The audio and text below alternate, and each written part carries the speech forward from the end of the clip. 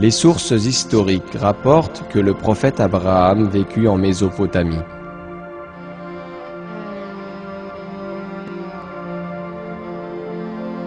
Le Coran nous informe que lui et son fils, le prophète Ismaël, construisirent la Kaaba.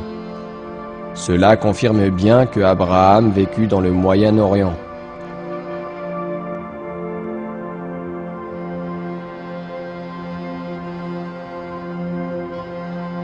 À cette époque, quasiment toutes les tribus du Moyen-Orient pratiquaient des rites païens. Ils adoraient soit des statues qu'ils façonnaient de leurs mains, soit des corps célestes tels que le soleil et la lune. Les découvertes historiques et archéologiques prouvent qu'effectivement, la région avait des croyances païennes. Les excavations archéologiques ont permis de mettre à jour un grand nombre de restes de statues, faites de pierre et d'argile, servant d'idoles.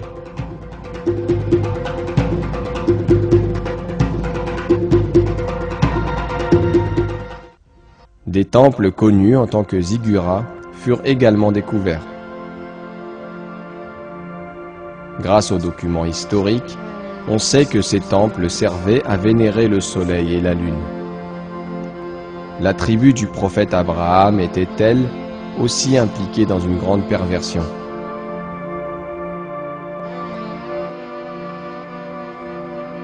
Ils fabriquaient des statues de leurs propres mains et ensuite les vénéraient inconsciemment.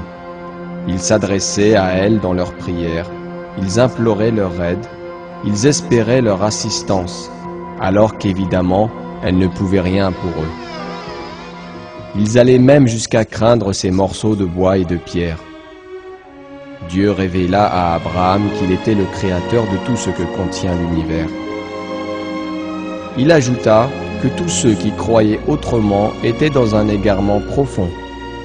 Il lui apporta les preuves de sa domination sur les cieux et la terre. Ainsi, avons-nous montré à Abraham le royaume des cieux et de la terre, afin qu'il fût de ceux qui croient avec conviction.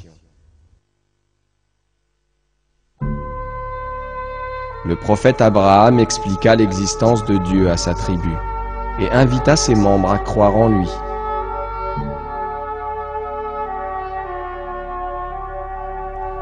Ils rejetèrent les vérités qu'il leur présenta sous prétexte qu'ils obéissaient à la religion de leurs ancêtres.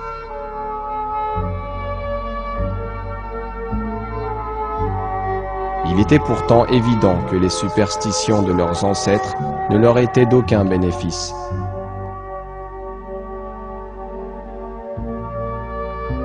Dieu révèle la position de ceux qui, aveuglément, adoptent les croyances de leurs prédécesseurs.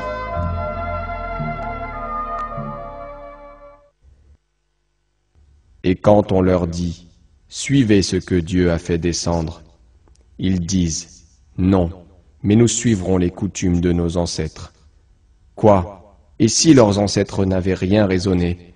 Et s'ils n'avaient pas été dans la bonne direction?